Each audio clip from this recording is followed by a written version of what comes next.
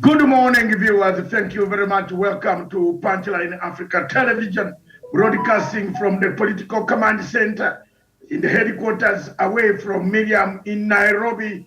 Thank you very much.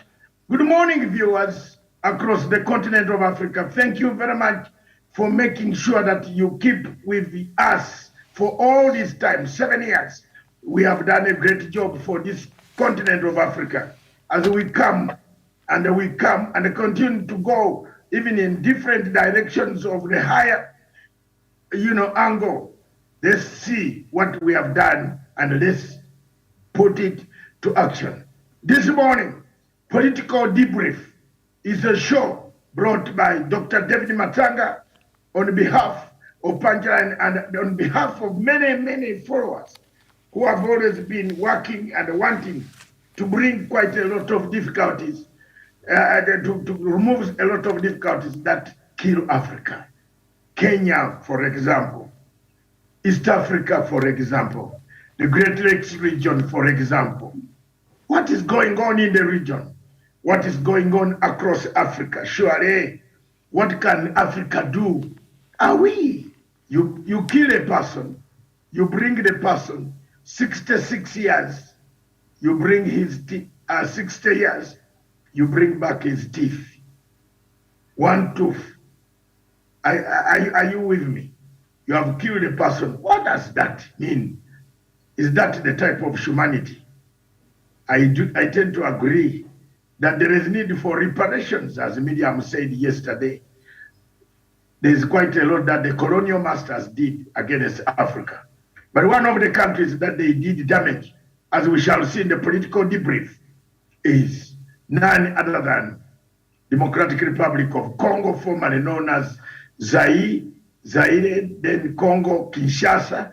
All the names have changed from Mobutu, from Moist, Sombe, all those, Kabila. We have changed the names, but there is one thing that has not changed. And that one thing is God comes, cries, but does not drop the tears.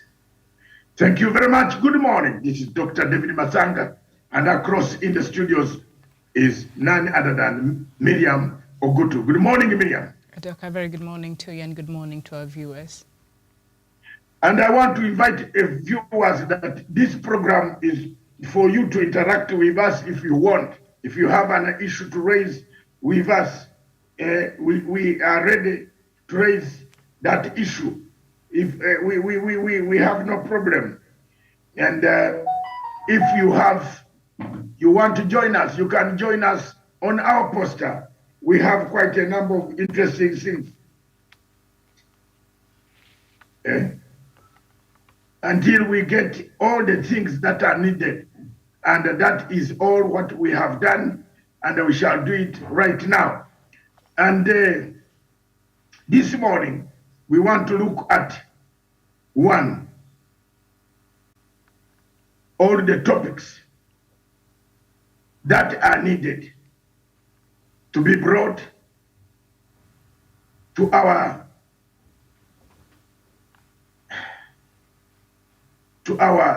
viewers. Thank you very much.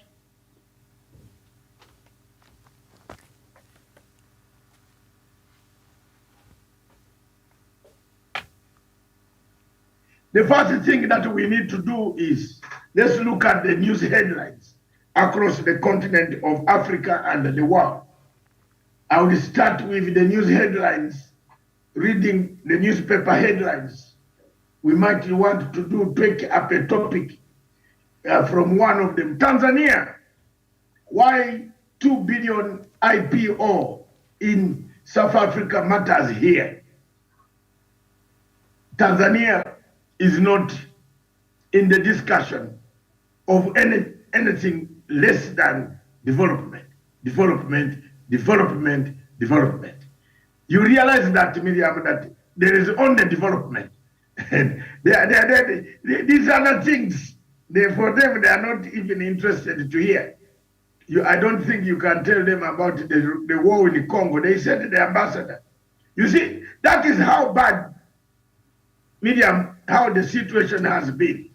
It has come to that level that they are not even wanting to talk about some things of that nature, since they brought back all the political refugees that were outside, key members of opposition who had fled. They were given a leave, come back. Tanzania has closed itself from the space. Good morning on that one. Tanzania, the EU gave on politics, peace, pause in Tanzania. I think this is something the lady who is the ambassador for the AU is telling them how things will look like. Ground handlers list new demands in the handling of cargo in Dar es Salaam. And as you know, this is affecting everywhere across the world. Daily News of Tanzania says MPs censor propagandists. And I think journalists again have come under threat in Tanzania. As you can see, they are told not even to start talking about the Ngorongoro, the Lyondo crisis of the Maasai. The new vision of Uganda government paper says East African presidents agreed to deploy in Democratic Republic of Congo, which is one of our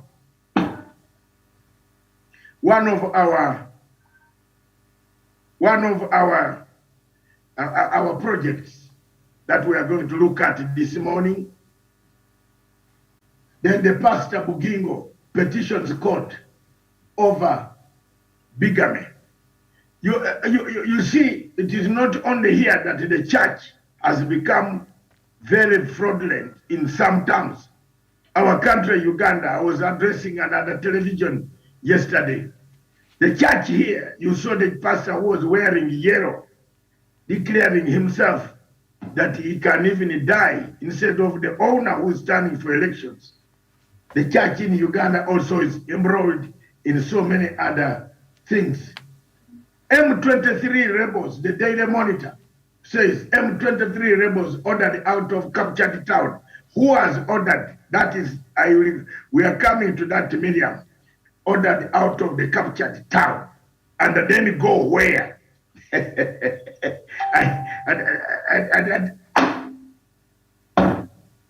I don't understand some of these things. How, if you said they are ordered out of town, and then they go where? And then we have the heads of state pictures there, meeting yesterday in Nairobi. The Punch, interim running mates risky at Independent National Election Committee chiefs warn APC and LP. Nigerian Electoral Commission also under the same crisis like the one in Kenya. Petrol marketers increase pump price amid scarcity. Petrol is rising, rising everywhere across Africa. Prime Minister inflames the rail dispute in the question of Britain. The British Prime Minister Boris Johnson is not making any headway in persuading people not to go on strike. It could affect the summer holidays, the summer exhibitions, and so many other things. Then the Daily Telegraph, that is the paper is in the Guardian. The Daily Telegraph, Prime Minister Union is harming those they are meant to help. But the Prime Minister is not doing much to come to their demands. And workers in Britain have a very powerful voice. If they want to bring down the economy, they can do so. In Zimbabwe, we have ED wants CCCA. President Mnangagwa has won the new party which split from MDC. that they will be dealt with if they start regime change operations. We saw that yesterday on Zimbabwe, and Zimbabwe is, people had divided opinion. Those who want to join the Commonwealth, those who don't want, we shall leave it to be seen at the end of the conference. Fear that prices spiral will mount as bankers blame market discipline for crisis. That is exactly market discipline for crisis. How do you blame a market discipline for crisis? Yes, because if you are holding the fuel, the prices will go up. And if the bank has given you the money, bring the fuel, don't bring something else. That's the end of our newspaper broadcasts. And let's come back to the topics that today the political debrief will touch on Africa, Kenya, Africa, and the world. I will touch, first of all, the first thing that to talk about is the Commonwealth. The Commonwealth heads of state or the Commonwealth heads of state and the government are trooping in Kigali, Rwanda today. Many of them, some arrived yesterday, delegations arrived yesterday. The weather in Rwanda, I think, if you look at the weather, Miriam, it can tell you how it is. It's a cold weather, more or less, a bit cold, and a bit, during daytime it's hot, but at night it's really cold at this hour. But the leaders are coming in. They will hold a 1-week Commonwealth summit headed by the Commonwealth and Prince Charles, who will be officiating as his official visit, because the Queen is not able to attend this summit in Rwanda. Surprisingly, Rwanda was a French colony. What the dynamics, what things change. Things have changed, and you can see exactly what is taking place in that country. And as far as the Commonwealth is concerned, I believe President Uhuru Kenyatta will be arriving at that summit.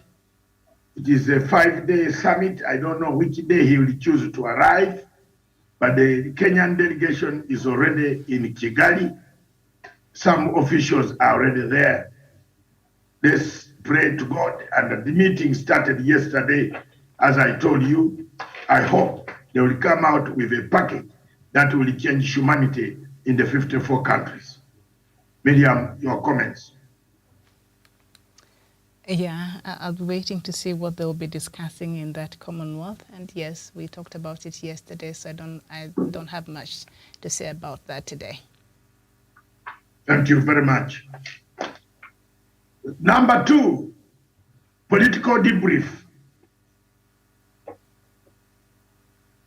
The Democratic Republic of Congo, the East African Community heads of state. Let me use the headline of a new vision of Uganda and the new monitor of Uganda.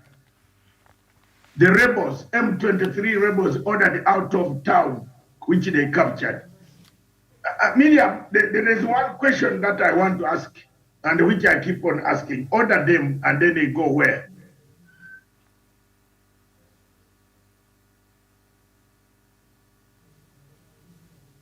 Order them, then they go where? Let's exchange our brains. Maybe we might find where they are going. Okay. Yeah, I think that is interesting, because they must find a place where they're going to be. So while they're there with these, weapons, what will they be doing with the weapons in the meantime as you order them to leave that place? Is that a way? How are we going to get rid of them? How are we going to solve the problem? How are we going to address the issues that they're fighting for? Because one of the key things I think they're fighting for is for some of them to be included as part of to be recognized as part of the Democratic Republic of Congo, to be absorbed in the government. And for those who have been arrested, I think in Rwanda, they're insisting for the DR to try to negotiate for them to be returned back safely. So some of these conditions, and I think they're asking, I think is impossible to achieve right now. So as you order them to leave that place, that is not part of a solution. We need to find a decisive solution, and we must address, or the people who are responsible for these efforts must address the issue of the M23, like I keep insisting, and why Rwanda has been dragged to this a conflict, and why that is the case. And maybe Democratic Republic of Congo could table its evidence to prove its allegations as to why it feels Rwanda is deeply involved in this conflict. So unless those issues are actually able to be ironed out, we will continue having this merry-go-round, and the M23 will continue making advances in these areas in the Democratic Republic of Congo, and peace will be elusive. This is something that has to be looked at from all the facets that it has to be looked at. Miriam, you raised quite a number of things. That there's one question I asked, and thank you very much for the answers that you have given. But there is one question that I want to ask our viewers, that order them to go where? Do we now know where they are, isn't it? Now we know where they are. They are in the town, but you are ordering them to go where?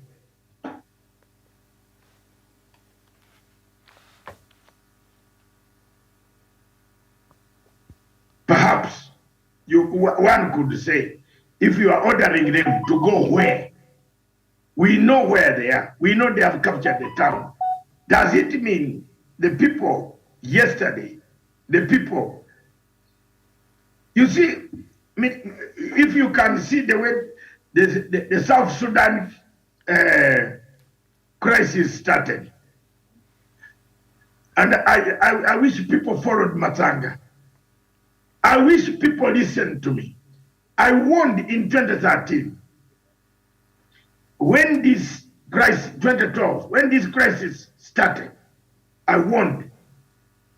I wrote it and took it to Amina Mohammed and said, and I gave a copy to everybody. I said, the best way to start a peace process of this nature, the war has broken out. The best way to have the South Sudan crisis solved, this is the way. People did not take advice.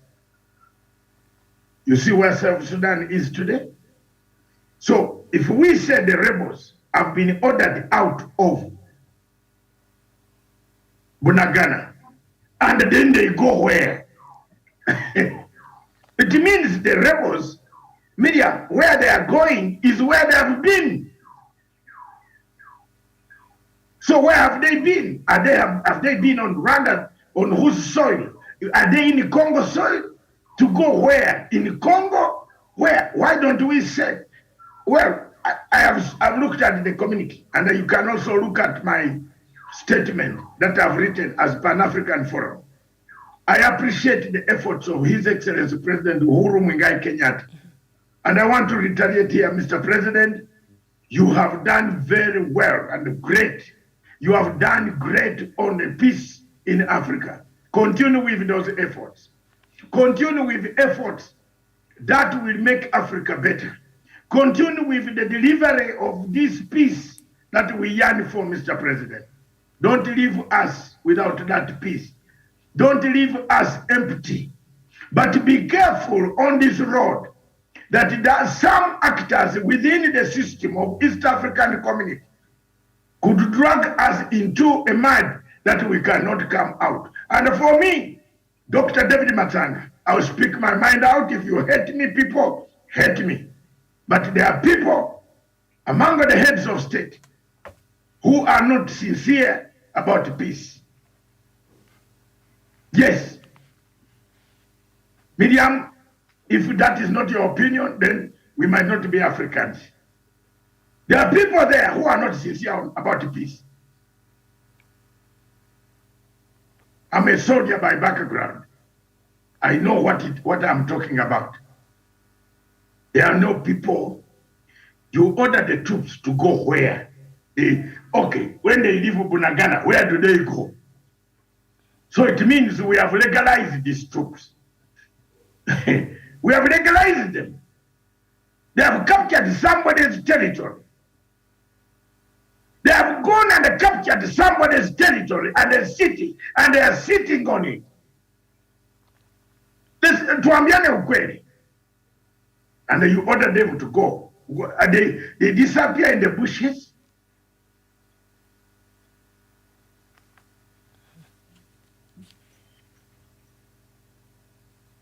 There's something that I don't want to say on this program now. Because I've reached the apex. Inakwambia haki, the apex. There are some key players in East Africa who should not talk about peace. And for me, I protect President Uhuru Kenyatta. Mr. President, and I will protect him, whether here, whether in Kenya, whether in AU, whether in Europe, I will stand by him. Please, Mr. President, go slow. Some people are not honest. And there's a meeting, Doc, that President Kenyatta had wanted to happen in April to address the same matter when the escalation had just started. And we were talking about this. And in that meeting, President Museveni showed up, President Evariste Ndayishimiye of Burundi showed up, and the President of the DRC, Tshisekedi, showed up.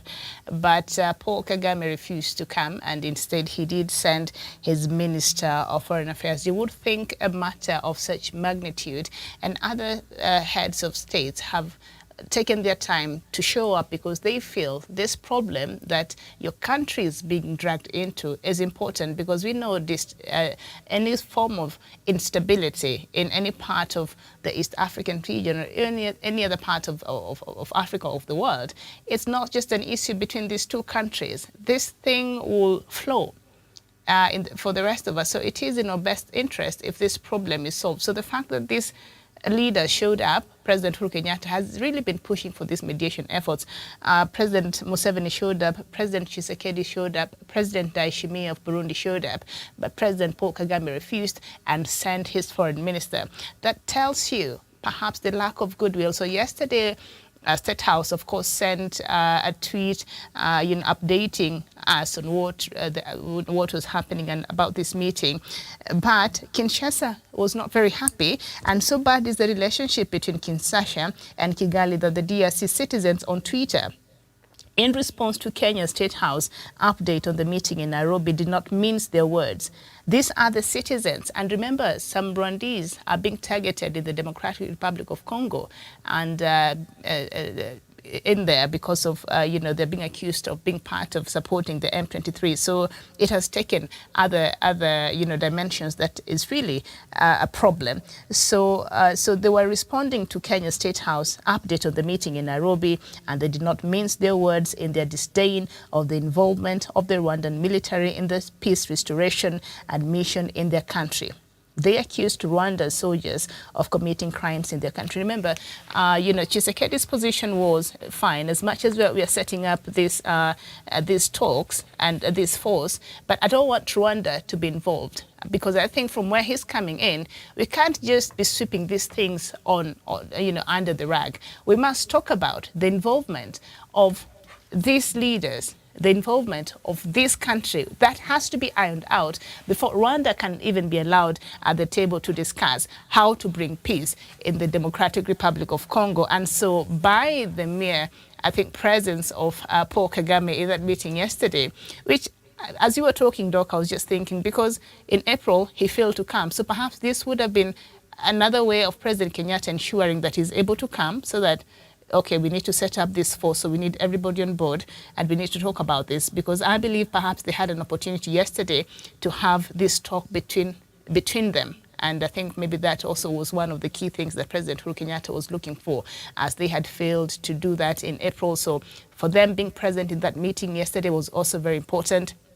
Maybe they had an opportunity to have a one-on-one talk, but that has to be discussed before we can even discuss deploying, this force to the DRC, because Rwanda is a key member of the East African bloc. So how you're going to talk about such a matter and exclude it is a problem, and the fact that it is being accused of being part of that, of the conflict fuelers, and you're not talking about it, is also a problem. So I hope this mediation works. Okay.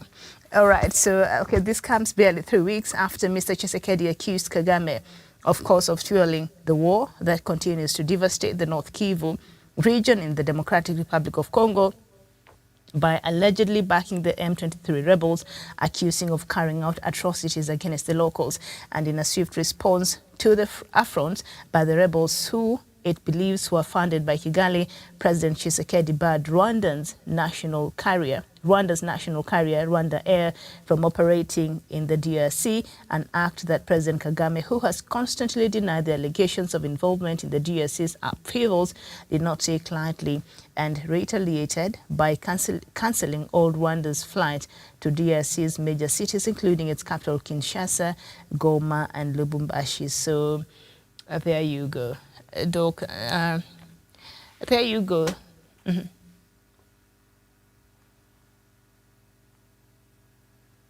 Let me tell you, my sister. Miriam, Kirimi, welcome to the on board, the political debriefs. Under this program, I'm going to use it very effectively worldwide, and whether here or where in Britain or London or South Africa or Zimbabwe or Addis Ababa, we shall have it. This political debrief, let's be honest and frank. One point, tell me that the rebels get out of the captured town and go where? Go back to the base. Where is the base? Democratic Republic of Congo. Whose country is that? Is DRC Congo. The country complaining, it is on the table. Someone has captured its territory. Someone is sitting there with the rebels. And unless you are telling me that the rebels get out and go, or are they arrested or neutralized or integrated? You get the point now. We are sweeping. Let me tell you, the point of DRC Congo, my statement is very clear. And I will make a detailed statement. Not even a detail. We want peace. 7 years ago, Miriam and the listeners and the viewers watching my face, my lips, my eyes, 7 years ago, I told you, and some people here take me lightly. I just want to give you a warning that my people, listen to me. I might not have all the facilities that I want, money, what to do the things. But listen to my talk. God has given me that spirit of giving the truth. Listen to me. 7 years ago, I was the only East African shouting here that there is a proxy war. In 2015, 2016, when we went to the AU, I came back, I saw the proxy war of Total Oil. And I warned the people, Total Oil was on a mission to dismember this region. The first casualty of Total Oil was Kenya. People did not listen to me. Now there you are. Medium, where's the lamp? Are you building the lamp set? Are you building the lamp set? Are we building the lab set? Yeah. With the original, no, are we building it with the original people? The proxy that I was talking about. The French pulled out and they left President Uhuru Kenyatta with a project. He had to look for his money money from somewhere else. That was somebody who would have opened the eyes and seen what I was meaning by a proxy war. In 2016, I predicted again. I told people that by 2022, there will be 17 countries in Africa that will be in turmoil. Count them. Either half turmoil, military coup, confusion, occupation of towns, regime change coming, embassies, this, that, I predicted. People did not take me seriously. Here we are. I predicted this proxy war. Here we are. I said there is a proxy war in East Africa. A certain country is fighting to pick dominance. A foreign state. Someone kept quiet. One leader in Africa who was talking so well withdrew and became a friend of these people. Now everything is, I am the one, I am the one, I am here. Good to talk, but down here, there are things being done. Very dangerously. So for me, as a friend of President Uhuru Kenyatta, I say the truth. There are people who are not honest. On that table, they are leaders of East Africa. And I want to tell you, they said the truth. And if the truth can set me free, let it do so. That ask me why Tanzania can send an ambassador. Mark that point. Why Tanzania can send an ambassador and not a vice president.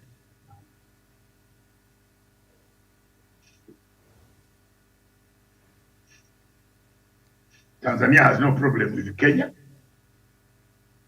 Tanzania has a problem with some people. Because Tanzania says, wale watu, and I want to niseme Kiswahili what they said, wale watu wenye wanapatianga waasi bunduki na silaha, ndio wale wenyewe, ndio wanakaa kwa wale pale. Kwa sisi, kwa Tanzania, tuwezi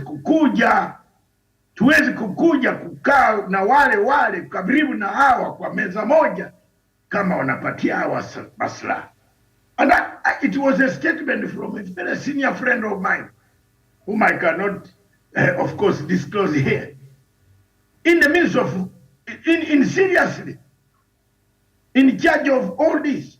And then I saw the ambassador seated there. I thought it was a lie. He said, hatuwezi kwenda huko sisi. Medium, these are very serious things. And we must talk about it. Whoever picks the clip, this video, even you can give it to Museveni. If he disagrees with me, it is up to him. You can give it to Kagame, give it to any leader. If they disagree with me, if they are serious on bringing peace, give it to Tshisekedi, give it to President Uhuru Kenyatta. If I'm talking lies, I've seen this before. I know there is a proxy war funded by an external wing, and both that interest is breaking these states. We lost funding on LAPSET. Immediately they shifted the funding to Uganda, and they took Uganda, Masindi, Hoima-Tanga. It also became a problem. It is now reactivated. When Magufuli stopped and said the French should leave. Sorry about that, Miriam. The French should leave. It stalled. It came back. Now it has come back. I predicted about the rebels. The rebels in northern Mozambique. I swear God is seeing me up there. I said it. And I said the statement that I said, how on earth can you dig a road to nowhere? The French came to Tanzania and they said, They were digging a road towards Nachingwea, Ruvuma. I went to Tanzania and I moved in those areas because I used to be in Nachingwea. You know what Ruvuma, those days when I was young. Miriam is a road to nowhere. To collect what? To collect what? Unless you are only transporting things to heap them there. Because the other part of Mozambique, there is no road joining it. So if you are building a road in Ruvuma, 400 French people, engineers claiming to be building a road. When Magufuli looked behind, say, Allah, wewe unazungumza nini? Say, yes, they are here, but where did those 400 disappear to? Within a short time, it took only 2 months, 3 months, insurgency was available in Cape Delgado. Medium, the whole of last year, you and I were hammering Cape Delgado, Cape Delgado, Cape Delgado, Cape Delgado. Where is it now? Nobody talks about Cape Delgado. At least I can thank Kagame for having wiped out, wiped out, and I'm using the word. They're back again. The insecurity is really back again, and it has been heightening the last 3 weeks. So people have started moving. Yeah, that's okay. But Kagame will wipe out because. But of course, they did a good job there the other time. But they did a very. Yeah.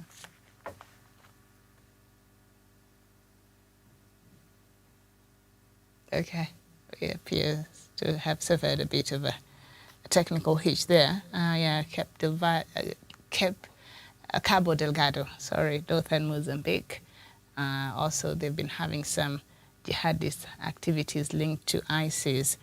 And the Rwandan army, as Doc was explaining, really helped in driving them out. But it appears, Doc, you're back. We lost you there for a moment. It appears now. Yeah, you see, when they see me coming to say the truth about these things, so that is where the problem is. You can, if you drive the M23 out of Bunagana town, which they have captured the border post, and take them where? Are you taking them to Kinshasa for the integration in the army? Or you are taking them to, they have it. So it means, with this headline, it means the government, the presidents know exactly who actually brought. I hope in this meeting, one-on-one, each of them said, I have 200 of them, and the other one said, no, I have 5 of them, and the other one said, I don't have. Medium, to where?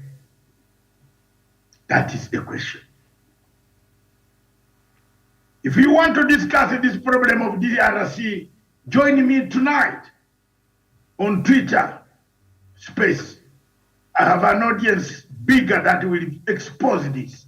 Join me on Twitter space tonight to discuss the situation in Democratic Republic of Congo. I've made my statement very clear. I have facts. I doubt that there are certain people who are not telling the truth. So join me tonight on Twitter handle from 8 o'clock onwards. I will be on Twitter space, Matanga Twitter space, the struggle for Africa. I will be addressing these issues and the issues of M23 and the many 123 rebel groups from the experience of a conflict resolution expert and bring it home. If you have ideas, and that tape, that Twitter space will be recorded. Anyone who wants to hear it can play it back anytime. If you want to join us at that time.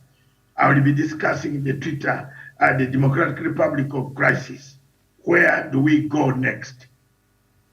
President Uhuru Kenyatta has done a great job. And Your Excellency, I encourage you not to give up. Pursue the route. All these things that we are suggesting are part of the package to help you. That there are some people there who are not sincere. and they have never been sincere for a long time. For a long time. And if you look at the Twitter itself, the statements on the Twitter where some people seriously are making statements on Twitter. Have you seen the statements that some people are making? Then you tell me we are serious? Mm-mm. Mm-mm. And this has morphed into communal violence, Doc, inside the DRC, where now Rwandese who are living there are being targeted and other, you know. I think the first thing priority, you are right, Miriam, the first thing priority is to stop the communal violence. These troops must go, the peacekeeping force must fly in, protect the Banyamulenge, who are now being hacked down because of the language they speak. They are not Rwandese, they are Banyamulenge. It is like a killing a Mugisu and a killing a Wetangula, killing a Wamarwa and a killing Matanga. Yes, yes. Tuambiane ukweli. If you are killing Wetangula, Wamarwa, Natembea, Wekesa, this Lusaka wheelbarrow man who bought a wheelbarrow for 100,000 shillings. If you are killing those, you are killing Matanga straight away. Because they are part of the bigger Luya community. Across that borderline, there are tribes of Banamulenge. There's called Banamulenge, who and also Tutsis. There are also Congolese Tutsis, and there are two types. The Banamulenge are from the south and North Kivu, and the other. There are also Tutsis as a tribe in the DRC. Yes. Yeah, the two Tutsis. So the Banamulenge and the Tutsis, yes, and now the others from Rwanda. So now they're being targeted, but the rest of the communities in the DR Congo. Yeah. Medium just as there is Bagisu and Aruya. the Wetangulas are from my place. They should not be too much Kenyan and the swing to be higher than the rest of Kenyans. They should go slowly a bit because their origins, they pay homage up there where the king of Bagisu, of Luya is. You get my point. You have a point there. There are Tutsis, and then the Banamulenge, who are Congolese. Yeah. And then we have Congolese, who are also Lukbaras. Lukbar up in the Kisangani sector. You see, if you go to the Kisangani sector, I know this place by here. The Kisangani through West Nile, Nebi, all that area. That's why you see Lubanga. The name Thomas Lubanga is the name found this side. Then it goes to join, the axis goes to join the Bemba. You know, that's how the war was being fought. That's how Thomas Lubanga and others found themselves in the ICC. You know, the Rukuban, there are several problems there. But so far, the northern part of the West Nile entry of where the Kenyan KDF is safe. Their people seem to be quiet. They have agreed the graders to go on because they need trade anyway. And making the roads. Kenyans went there to help them make roads, bridges, and so many other things. That northern part, insurgency is not as bad as the southern part or western, southeastern part of Congo. If you are in Kinshasa and are using your campus map, thank you. But the problem is that I want to tell my viewers and those that read my article on www.panafricanforum.com, then Pan-African Forum ltd.com. The article is there. I've published it. I have encouraged President Uhuru Kenyatta, and I thank you very much, Your Excellency, for the good work, even to bring these men together, all of them, 7. I don't know what Salva Kiir talks about his South Sudan. We wait to see. But our efforts last week on South Sudan, Miriam, they seem to be picking momentum. I've seen the UN saying they want to create accountability for the crimes that people have committed and are committing. So we are heading to a hybrid tribunal. It will be found. My voice doesn't go for nothing. It will be found. Thank you very much. Our second or third topic on debrief is World Health Organization. The World Health Organization, it is unfortunate that most of these diseases are linked to our continent. Why? Miriam, why? Monkeypox, AIDS, Ebola, they all seem to be something to do with forest. And us, honestly, I've not seen, the only thing that did not come from us this time, although they tried to create it, to bring it to South Africa, that it was in South Africa that it originated. The only thing that came from China is COVID-19.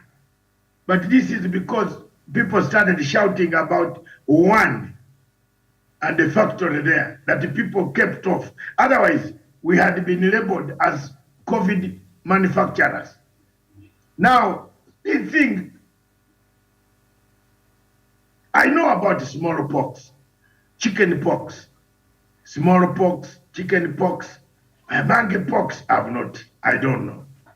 I don't know whether you have seen a patient, but let's talk about it, Media World Health Organization, and then you cue in that,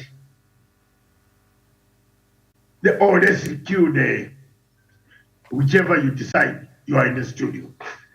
Let's cue the video. I can confirm that there are now a total of 1,900 confirmed cases in 39 countries across the globe, including 8 African countries. Of those countries in Africa, monkeypox cases have been previously reported in 6.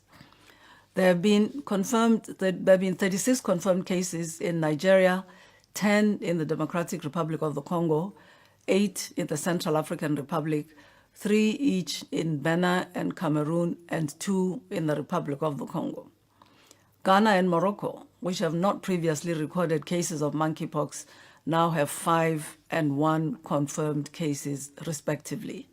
Additionally, Ethiopia, Guinea, Liberia, Mozambique, Sierra Leone, Sudan, and Uganda, all countries with no previous incidents, have also reported suspected cases. This is clearly an unusual situation that is affecting more and more countries. So soon after the inequities Africa experienced in respect to the COVID-19 response, we recognize, of course, that we cannot afford any potential repeat and need to be adequately prepared. So WHO is convening an emergency committee on monkeypox next Thursday, the 23rd of June, to assess whether this outbreak represents a public health emergency of international concern. However, as WHO in Africa, we're already ramping up support to countries to urgently increase testing capacity for monkeypox, and we are in the process of procuring thousands of tests for the continent. As far as the vaccine is concerned, one of the newer and safer smallpox vaccines has been approved for the prevention of monkeypox. Although we're certainly not recommending mass vaccination at this stage, we must ensure that we are ready should the need arise. Global stocks are extremely limited at this stage, but we're working closely with member states and partners on a coordination mechanism to ensure fair access to both vaccines and treatment.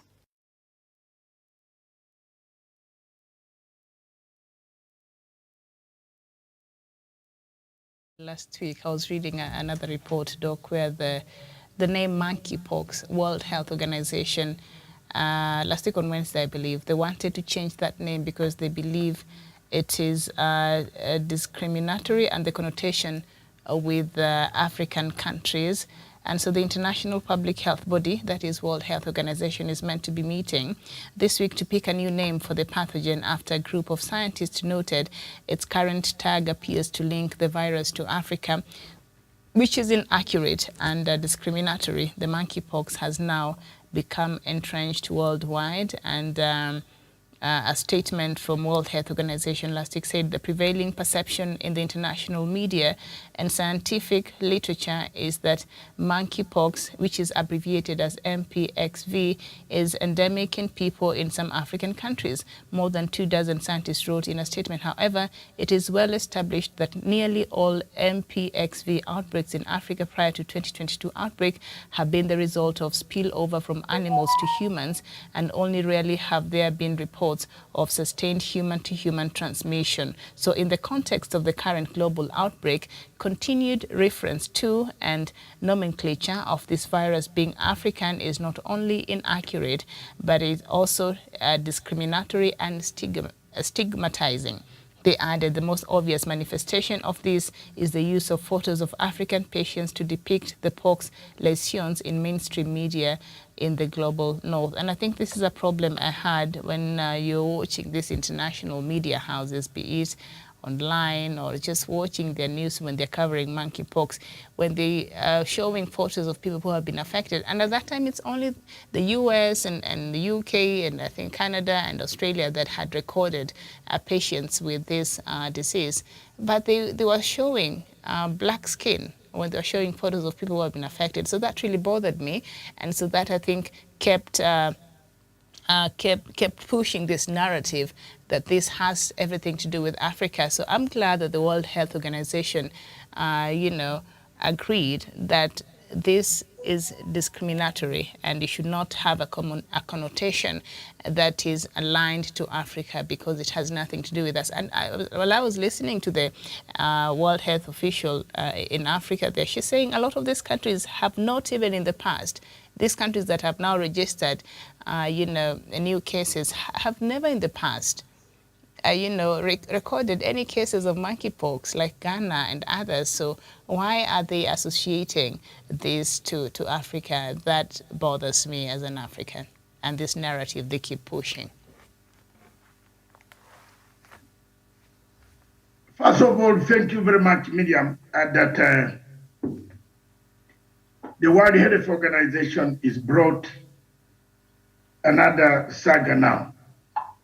And this saga is threatening to create quite a lot of things. Every time Africa is being brought to chaos, every time. Why is it that everything comes? But above all, Miriam, it tells us to prepare ourselves. Prepare ourselves. Let's prepare ourselves. This smallpox starts slowly. It will be, no, monkeypox. Now we are seeing it. People are one from Uganda, another man from Uganda will carry it up to here. It will reach Kenya, and then we shall now, when everybody has got those wounds everywhere, then we start making very terrible running up and down. That is all I can say about that. It is self-explanatory. What do we do? Let's prepare ourselves. And another thing to keep Africa busy is smallpox, is monkeypox. Very soon you'll see, if you are not tested with monkeypox, don't travel to UK.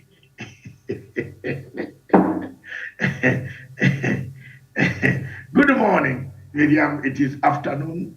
We have 3 minutes past 12. Let's go to another, introduce the other topic. It's called Ukraine.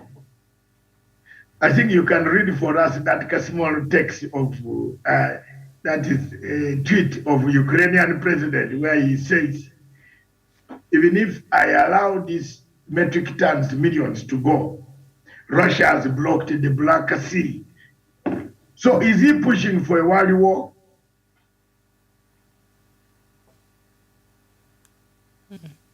Okay, let me just read that tweet from Kyiv Independent. I think it's an online newspaper in Ukraine. Zelensky sees no progress in talks on grain export corridors. In his speech to the African Union, Zelensky said Africa is held hostage by those who started the war against Ukraine. As a result of Russia's Black Sea blockade, Ukraine cannot export 25 million tons of grain because we know there's a shortage of that grain, not just in Africa, but across the world. But now, I think in his bid to appeal to the African Union to support his country or to castigate Russia, I think this is what in logic and critical thinking, it's called a fallacy of pity or something like that. So he's trying to appeal to pity, actually.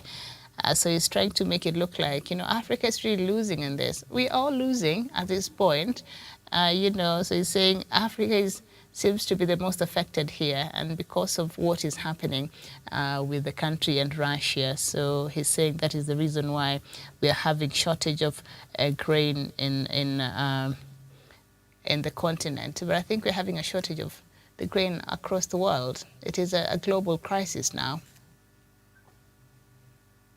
It is a very big global process, and the crisis. And Miriam, I don't know. It is sad. Now, everything that comes against Africa, another Africa. Hi. What can we say? It's a political debrief. You can read it for yourselves. Thank you very much. Let's go to another one, Miriam. The spiral. I think that's all we had today. And I want to thank you very much, all of you. Those are, if you have got any views, we talked about the Commonwealth, Democratic Republic of Congo, World Health Organization, Ukrainian crisis. Is there anything that we left out, Miriam, on Kenya? Maybe Kenyan politics? Where are we getting from here? Something interesting, which, I did not take part in your morning show. I left it, bring it to me, and I hear something very nice in Kenyan politics. I don't think there's anything nice other than, the voter, the cleaned up version of the voters register is out, and a total of 22 million plus Kenyans have been certified as voters, and they've removed the ones who double booked through their ID and passports. It's not such a huge number, and also those who double booked using the same identification. So, but what we have right now is 22 million, and I think 120,000 and some change there. And what is, I think, the analysis of that report, about 8 million voters are between the age of 18 and 35. That means they don't make the bulk of the voters. So, because that is where a lot of these candidates have been focusing their efforts, but it's still a significant amount of votes, 8 million. And also what surprised me is that the number of male voters is higher than that of the female voters who have registered. It's not quite large, but it is significant. I think women now are at 49 point something, and men 50 point something. So it's interesting because we've always thought that the women voters in Kenya were the majority, and that's why you kept castigating women. Why do you not elect your fellow women as leaders? Well, you have the majority, but hey, according to the voters register, that is not the truth. So that is just quite of the things I found to be interesting in the final voters analysis by KPMG that was made available yesterday. It's very sad. Me, IEBC still worries me. IBC is That worrying everybody at this point, I yeah, think. but again, Kenyans, nobody has said. Nobody is saying it out openly. No, Some of them are even people are quiet. saying. We are heading. We are 48 days to go. To go, and we are not saying it. We are going to go in the fire. Then while we're in the fire, we start saying, help us, save us. That's all I can say. Thank you very much. Good morning and good afternoon. Thank you. Until tomorrow again, when we see debrief, because we had started to do the legacy tomorrow, but unfortunately we have to postpone it until sometime next week, when we can do it next week. So we shall be available here to continue with our programs. I've struggled and I'm continuing to struggle so that we can do the legacy and other things. Less than that, some of the styles, I'll talk to you later. Thanks. Well, thank you for watching. I'll see you later with more news from across the continent. Bye-bye.